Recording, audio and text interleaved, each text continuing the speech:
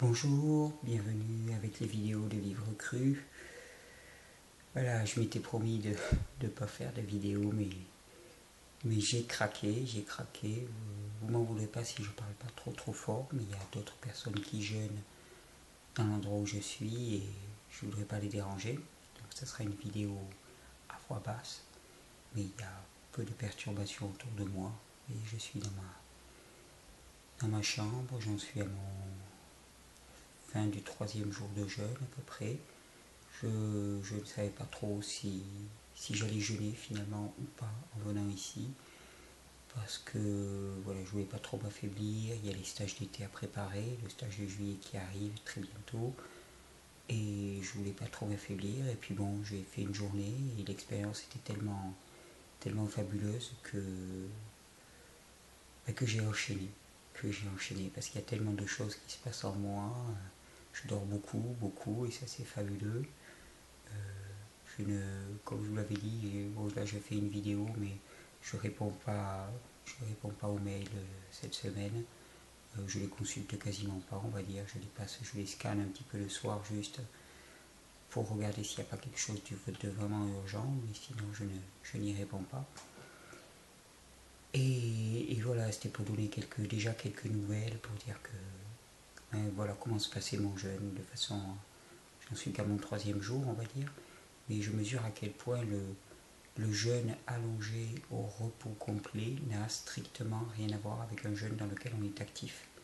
La détoxination est 5 fois, 10 fois, 100 fois plus forte quand on reste totalement allongé toute la journée sans bouger. Hier, j'ai dû passer 5 minutes debout sur toute la journée, on va dire, juste pour aller aux toilettes et pour me déplacer jusqu'à la salle à manger.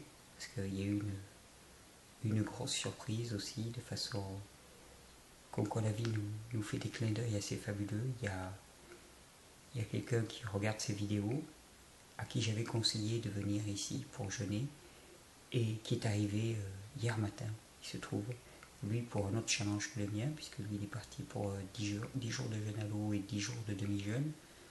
Donc c'est un autre engagement, mais une personne délicieuse, et c'est amusant que la vie nous ait rassemblés ici. Je pense qu'au travers des jours, on découvrira peut-être pourquoi on a été rassemblés ici.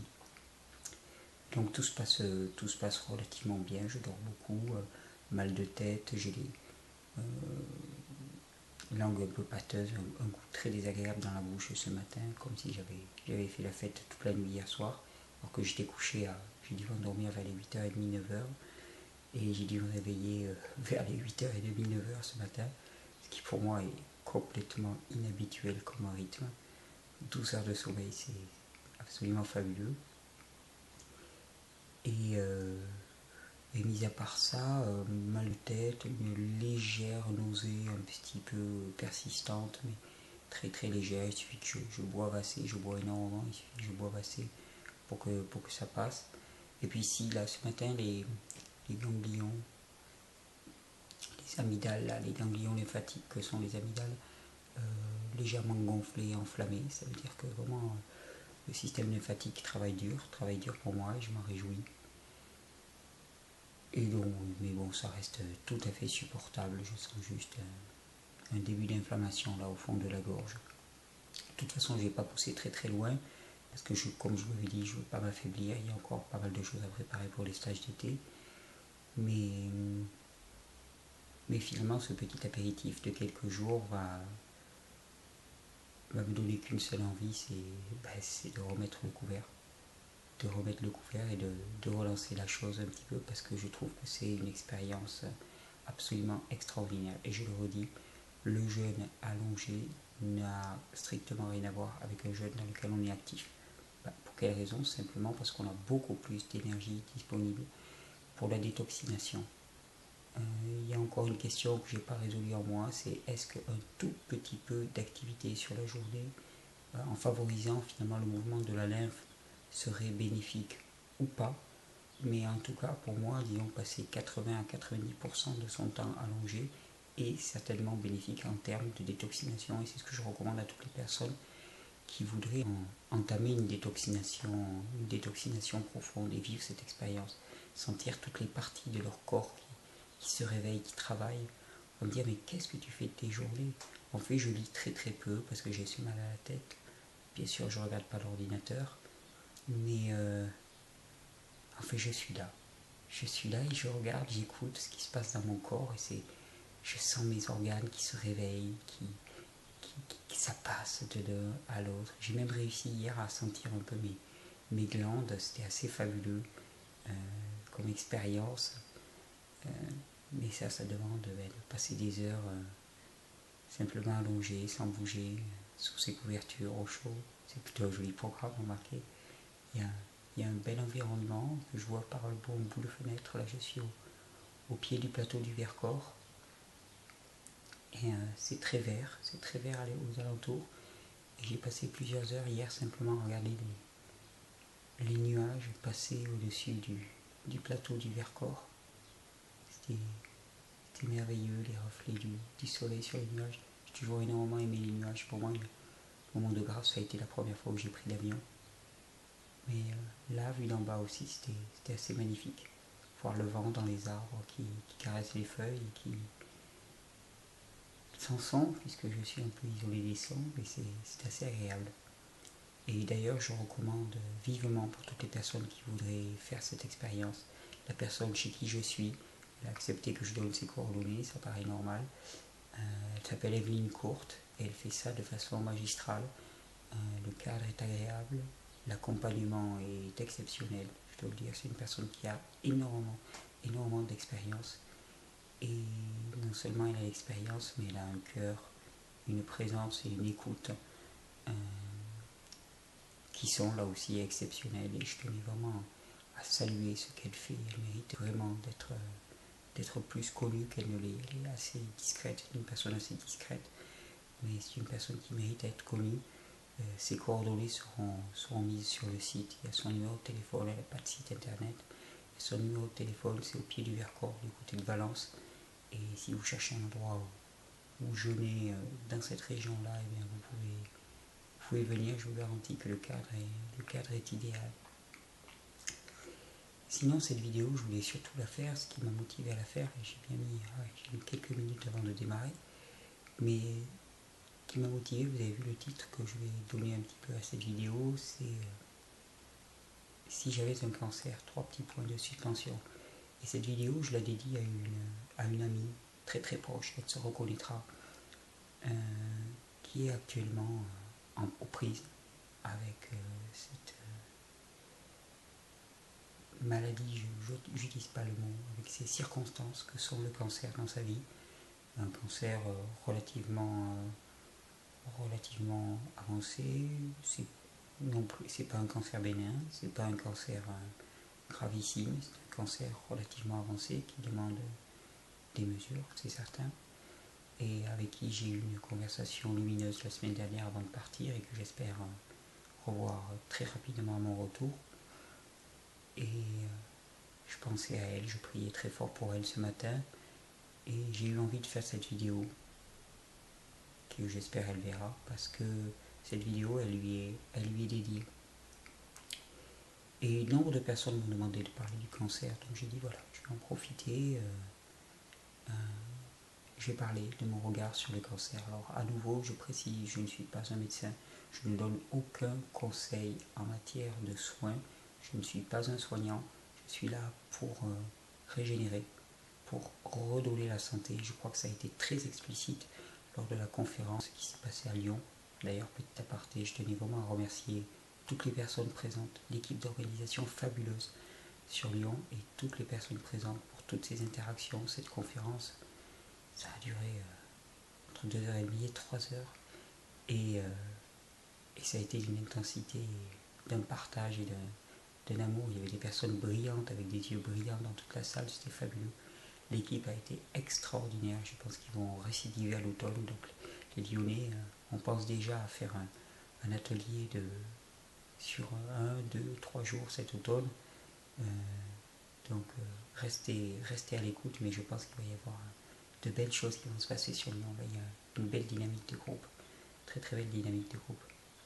Et donc j'avais bien précisé que je ne m'intéresse absolument pas à soigner les maladies. Je n'empiète en aucun cas sur le terrain des médecins. Je ne suis pas moi-même médecin, je n'ai pas la prétention, je n'en ai pas l'intention.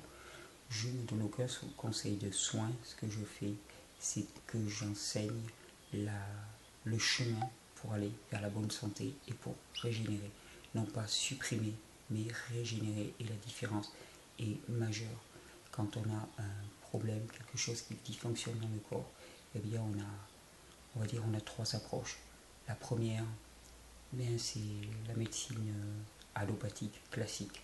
On prend des médicaments chimiques qui sont la plupart du temps des médicaments acides contraires à la vie, antibiotiques, qui ont pour but de détruire la cause du mal-être et du désordre, ou supprimer les symptômes selon les cas.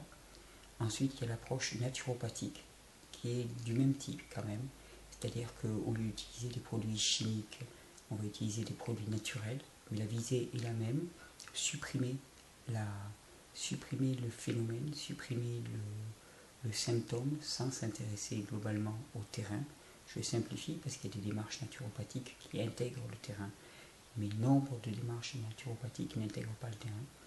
Et il y a l'approche qui est la mienne, que je n'ai pas inventée bien sûr, qui est l'approche hygiéniste, vitaliste, je dirais, pour m'en référer vraiment aux grands précurseurs que j'admire et pour qui j'ai une gratitude énorme, dans laquelle on sait parfaitement que la condition première du corps est la condition de pleine santé, qu'un corps laissé à lui-même tend vers la pleine santé, qu'il suffit d'arrêter de le nuire pour qu'il aille à la pleine santé, et que tout terrain se corrigera si on arrête de lui nuire et si on adopte des habitudes de vie qui sont conformes à ses besoins réels, et non pas aux besoins de notre mental, de nos émotions, ou les besoins de notre société, que notre société a créés pour nous rendre toujours plus malades et toujours plus consommateurs. Donc, je n'ai strictement rien à voir avec le soin. Je ne soigne personne. Je ne prétends aider personne à se soigner. Je prétends par contre aider les personnes à se régénérer complètement. Et comme je dis dans la conférence, c'est un sacré challenge parce que je pense que l'espèce humaine est dégénérée et que c'est notre responsabilité de la régénérer de plus en plus. Elle est d'autant plus dégénérée qu'on voit des maladies comme le cancer, qui sont des atteintes au cœur même de la cellule qu'on ne voyait pas ou qu'on ne voyait quasiment pas il y a un siècle. Maintenant, c'est la cellule même qui est atteinte. C'est là où se trouve notre code génétique. C'est vraiment le code génétique et la survie de l'humain qui est en jeu. Et tout ce que vous entreprenez dans le sens de la régénération, eh bien, c'est non seulement pour vous, pour vos enfants, ou vos futurs enfants à qui vous transmettrez ce patrimoine, mais c'est vraiment pour l'humanité que vous le faites. Et je trouve que c'est une belle chose à se souvenir quand c'est pas facile, quand on est aux prises avec des difficultés. La moindre petite chose que vous ferez dans le sens de la régénération va dans le sens de l'amour absolu pour l'espèce humaine. Et donc si j'avais un cancer, on m'a demandé d'en parler. Un cancer, c'est une cellule qui a muté dans le corps. Et que fait le corps? Eh bien, il attaque cette cellule. Pourquoi est-ce qu'il attaque cette cellule? Parce que le système immunitaire, il est bien fait. Il reconnaît cette cellule comme dangereuse et il va pour la détruire. Et c'est aussi le cas dans ce qu'on appelle les maladies auto-immunes. Le corps n'est pas fou, il ne se rebelle pas contre une cellule si cette cellule est saine. Les cellules cancéreuses sont des cellules qui ont été transformées. Qui ont été transformées par quoi? Eh bien par l'acidose massive de l'organisme. C'est l'acidité, ce sont les toxines acides qui viennent s'accumuler dans la cellule et qui amènent à des mutations de cette cellule. Le corps humain, il est bien fait, il attaque cette cellule. Simplement, si on a empêché le corps de faire ses réactions de nettoyage pendant un certain temps, eh bien il se peut qu'il y ait tellement de cellules affectées, bien que la réaction de nettoyage mette en danger la vie même de l'organisme, donc de la personne. Mais c'est simplement parce qu'on a laissé accumuler des cellules cancéreuses, il y en a tous les jours, entre guillemets, qui se forment dans notre corps, et notre corps les évacue tous les jours. Il n'y a que quand il y a surdose de cellules cancéreuses que le problème apparaît. Alors ces cellules cancéreuses, eh bien, cette acidité qui va au sein même de nos cellules, ça vient de ce que l'on mange, ça vient de notre environnement, ça vient du manque de sommeil, du stress, ça vient aussi de nos émotions énormément. Il y a un lien très fort entre le cancer et l'émotionnel, et j'y reviendrai à la fin. Et donc voilà, quand il y a une surdose, le corps il ne peut plus. Et chaque fois qu'on parle d'un cancer ou d'une maladie auto-immune, on parle aussi de système lymphatique complètement bloqué. Le système lymphatique, vous savez, c'est le grand épurateur du système. C'est celui qui va permettre de faire sortir les toxines du corps. C'est celui qui va permettre de réaliser le rôle de fosse septique, de déboueur du système, qui va venir collecter dans le liquide interstitiel entre les cellules tous les déchets du processus métabolique et qui va permettre d'évacuer tout ça. Et donc, quand j'entends cancer, quand j'entends maladie auto-immune, je pense immédiatement à lymphe bloquée, lymphe engorgée, lymphe trop épaisse qui ne circule plus. Et il est essentiel de faire circuler cette lymphe, il est essentiel de maintenir la bonne santé de ces émonctoires pour permettre au corps de réaliser ces bons nettoyages. Alors si j'avais un cancer ou une maladie comme ça, qu'est-ce que je ferais? Ça ne va pas vous surprendre, la première chose que je ferais, j'envisagerais le jeûne. J'envisagerais le jeûne, pas obligatoirement un jeûne très long. J'envisagerais peut-être plusieurs petits jeûnes. Alors pourquoi pas très long? Parce qu'il s'agit de ne pas épuiser un organisme qui est déjà fatigué. Et ça dépend vraiment des personnes, là aussi. Mais pourquoi le jeûne? Bien parce que c'est la voie royale pour réaliser une détoxination au niveau cellulaire. Je prendrai une semaine de jeûne, une semaine et demie, selon les personnes, selon la vitalité. Et je laisserai le corps se débrouiller tout seul. Je boirai beaucoup d'eau, je me mettrai au repos physique, mais aussi au repos sensoriel. Je passerai beaucoup de temps à dormir, la couverture sur les yeux, seul, dans le silence. Et là, je sais que nombre de processus de guérison se mettraient en place. Uniquement si ce n'est pas un cancer du foie. Parce que si c'est un cancer du foie, étant donné que le foie est extrêmement responsable dans tous les processus de détoxination, eh bien ça pose un problème. Et entre ces périodes de jeûne, qu'est-ce que je ferai? Eh bien, je nourrirai le corps avec la nourriture physiologique pour lui, pour une détoxination, et pour permettre d'enlever ces cellules cancéreuses du corps, pour lui permettre de faire cette épuration et lui faciliter la tâche, et non plus entraver sa tâche. Et quand je pense à cette amie, je pense aussi au choix qu'elle a fait. Je me permets d'en parler puisque la dernière fois j'ai senti en elle qu'elle avait envie de changer d'optique. Loin de moi l'envie de diaboliser certaines approches, mais il me semble que certaines approches ne fonctionnent pas. J'en ai même la preuve. Mais pourquoi est-ce qu'elles ne fonctionnent pas? Parce qu'elles ne sont pas adaptées aux conditions. Et quand on parle de détoxination, de mouvement de la lymphe, vous avez compris, il y a deux choses. Il y a une chose qui pour moi est essentielle à introduire, et il y a une chose qui pour moi est essentielle à enlever. La chose qui est essentielle à introduire, mais ce sont les fruits. Les fruits juteux et alcalins par excellence. Les fruits juteux et alcalins sont vraiment les produits qui vont permettre la détoxination la plus forte, la plus efficace, même au niveau cellulaire. Vraiment, il est important de ne pas négliger. Ça paraît des recettes simplissimes. On me dit, mais avec tes jus de fruits, avec tes fruits, avec tes jus de légumes, mais qu'est-ce que tu veux faire?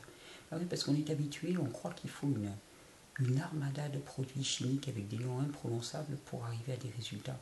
Mais c'est faux.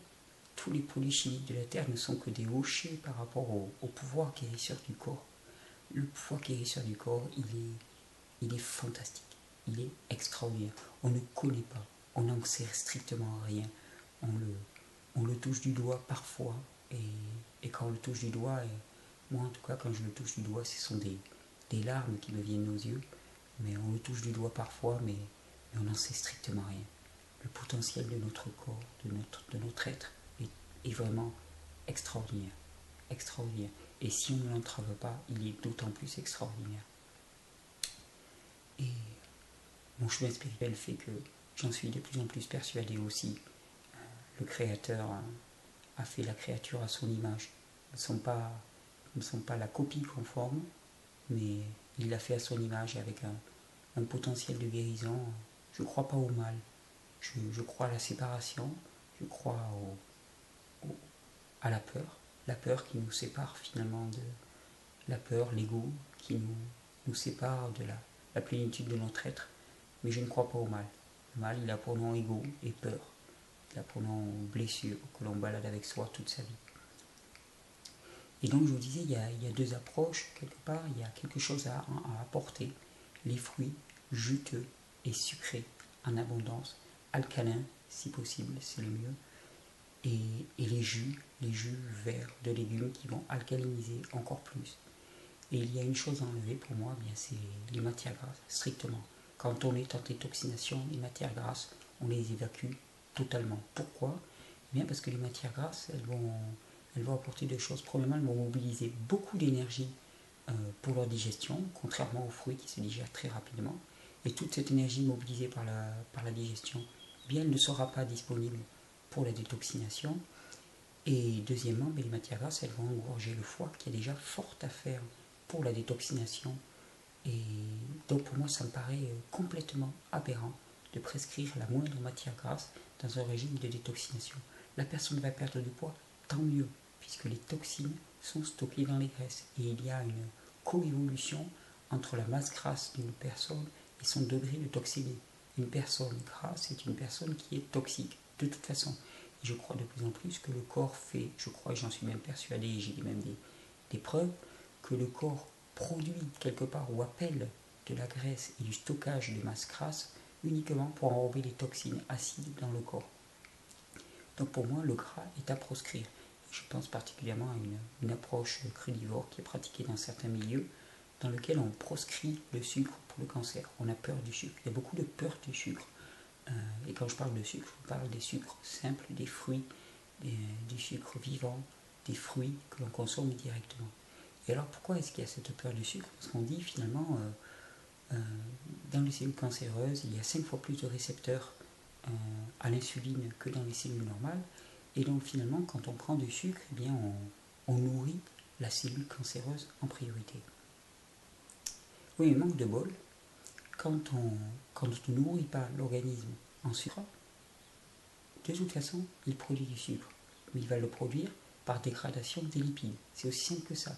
Ne pas savoir que le carburant unique de la cellule, c'est le sucre, c'est avoir raté, mais toute la base de la physiologie humaine. Ouvrez n'importe quel bouquin de physiologie et vous verrez au début sur quoi fonctionne la cellule, l'ATP et l'ADP. Eh bien, c'est à partir du sucre que fonctionne la cellule. Donc l'organisme, il produira toujours du sucre jusqu'à dégrader tous ces tissus. C'est exactement ce qui se passe en jeûne. On brûle ces graisses finalement pour produire du sucre, pour maintenir sa glycémie à un niveau normal. D'ailleurs là, durant le jeûne, je me suis bardé de tous mes petits instruments. Je mesure ma tension plusieurs fois par jour, je mesure ma glycémie plusieurs fois par jour. Et c'est intéressant de voir comment le corps se réajuste. Le premier jour, j'avais une glycémie normale de 0,8.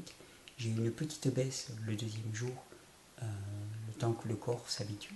Et puis hop, quand il est passé dans un processus de brûlage des graisses, la glycémie est remontée. Ce matin, la glycémie était normale à nouveau, une glycémie de 0,8, 0,85, tout à fait normale.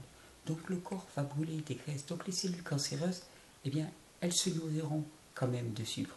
Simplement, qu'est-ce qu'on va faire? Si on épuise le système en sucre, on va d'abord épuiser les cellules saines qui sont censées faire tout le travail. On va d'abord épuiser les cellules saines parce que les cellules cancéreuses auront tendance à truster le peu de sucre que l'organisme pourra produire. Donc non seulement on continuera à nourrir les cellules cancéreuses puisqu'elles seront nourries de l'intérieur, quoi qu'on en fasse, mais deuxièmement, les cellules saines qui auraient pu réaliser le travail de protection, de guérison, de détoxination, elles ne seront pas alimentées. Donc c'est juste aberrant. Je vous dis, sans compter toute l'énergie qui sera nécessaire, non seulement pour digérer ces matières grasses, mais ensuite pour les retransformer en sucre. Pour moi, c'est une voie aberrante. C'est une voie totalement aberrante, et en pratique, je vois que ça ne marche pas. En pratique, je vois que ça ne marche pas. Alors, qu'est-ce que je ferais, moi, si j'avais un cancer? Eh bien, je jeûnerais un petit peu, régulièrement, des petits jeûnes peut-être, ou des plus longs si la personne le sent. Et entre-temps, eh bien, je fonctionnerai avec un régime de fruits à queue. Là, ça va être l'été, je ferai une cure de pastèque, par exemple. La pastèque, il n'y a pas un fruit plus alcalin. C'est vrai que c'est un peu mon dada, la pastèque, c'est d'ailleurs mon surnom, c'est pas pour rien.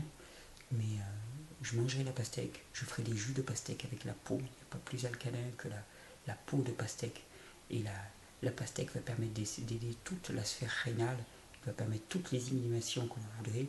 Elle va alcaliniser extrêmement le système. Si j'étais à l'automne, il y aurait une cure fabuleuse que je ferais une monodiète de raisin. Je mangerai du raisin, et je prendrai des jus verts.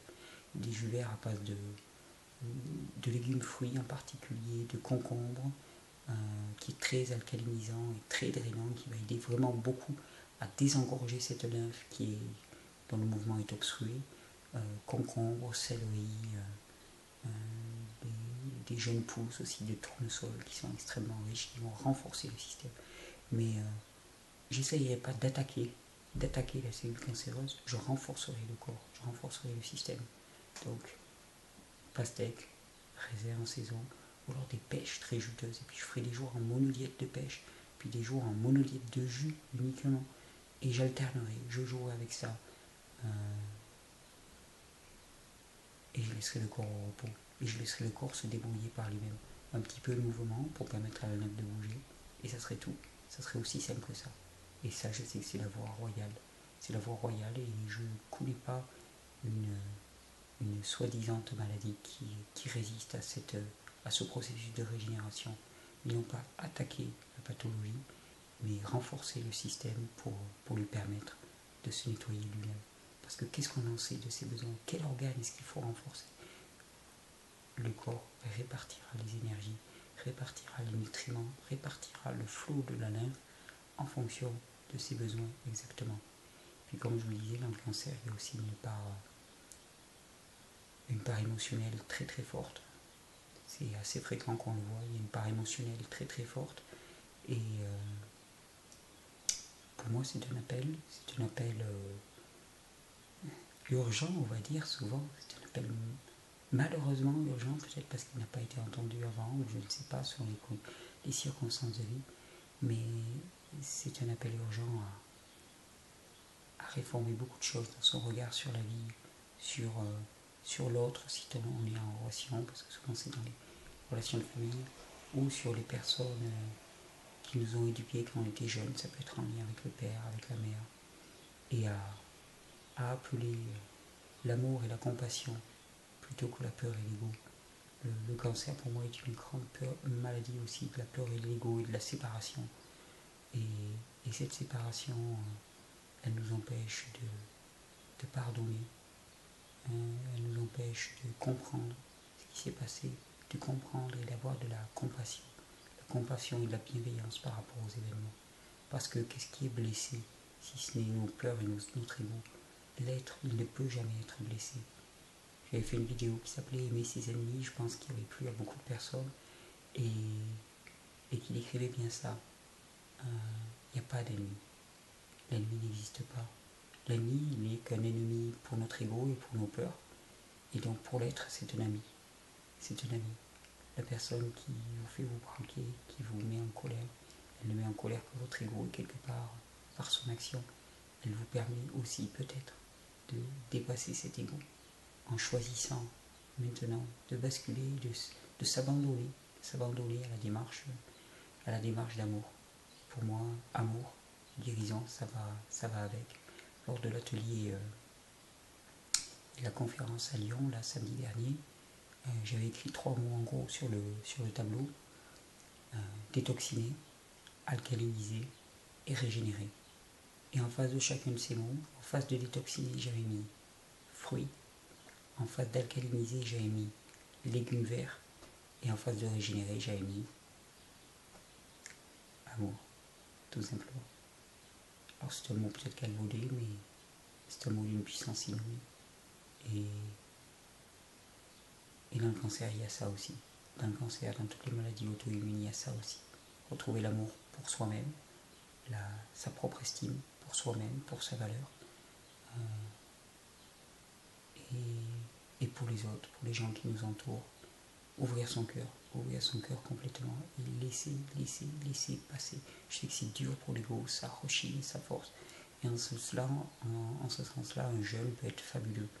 Parce qu'en nous ramenant à l'intérieur de nous-mêmes, je pense que c'est le meilleur moyen de connecter cet amour universel qui nous baigne à tout instant. C'est l'expérience que je fais. Je pense que déjà au quotidien, j'arrive bien à développer cet amour, mais en période de jeûne, je le suis encore plus. Voilà quelques petits conseils. Je vous répète, je ne suis pas médecin, je ne donne aucun conseil pour soigner, mais par contre, à cet ami et à toutes les personnes qui sont en but avec ce genre d'affection, voilà le genre de conseils que je donnerai. Des fruits, des jus de légumes ou des légumes, et de l'amour, uniquement. Pas grand chose d'autre. Et d'ailleurs, au cours des vidéos, je ne ferai que redire ça. Je donnerai des explications parce que c'est important pour se motiver, mais rien de plus. À la fin de semaine, je vous mettrai en ligne aussi quelques vidéos de la conférence de Lyon. Il y a l'intégralité de la conférence qui a duré 2h30 à 3h a été filmée et elle sera montée en un film. Ça sera disponible, je pense, d'ici un mois. Je pense que ça va intéresser beaucoup de personnes parce que c'était vraiment une vision cohérente et globale un petit peu de toute la démarche. Et pour l'instant, en guise d'apéritif, je vous mettrai quelques images en ligne. Bon, je vais continuer mon jeûne, continuer à me reposer, puis je vous retrouverai dans quelques jours, rentrer chez moi au milieu du jardin, au milieu des fleurs, pour partager toujours encore avec vous. Je vous remercie vraiment pour tous vos soutiens. Je remercie les personnes que j'ai rencontrées à Lyon, toutes plus lumineuses. Je remercie la personne chez qui je suis, Evelyne Courte, dont vous aurez les coordonnées sur le site très bientôt, de me permettre de vivre cette expérience. Et je remercie tous mes proches aussi de me permettre de vivre cette expérience. Ma gratitude vis-à-vis d'eux est immense. Je vous attends pour les stages de juillet, vous le savez, stage de juillet, stage d'août avec grand plaisir. Donc je ne vais pas pousser trop loin pour le jeûne, pour être fin prêt et vous préparer un accueil digne de tout ce que je veux partager. Je vous souhaite une très belle journée. Je ne sais pas si vous allez voir un petit peu de la verdure à l'extérieur, mais bon.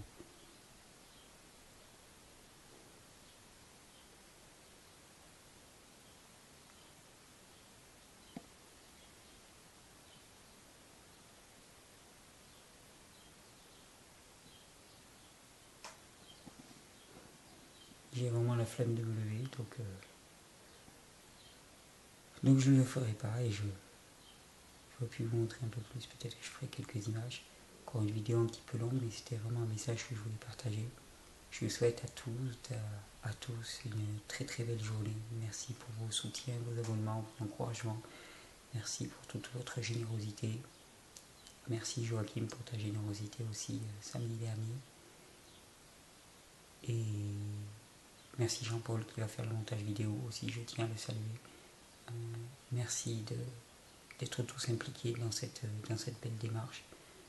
Et à très bientôt avec les vidéos de Vivre Cru. Belle journée à vous.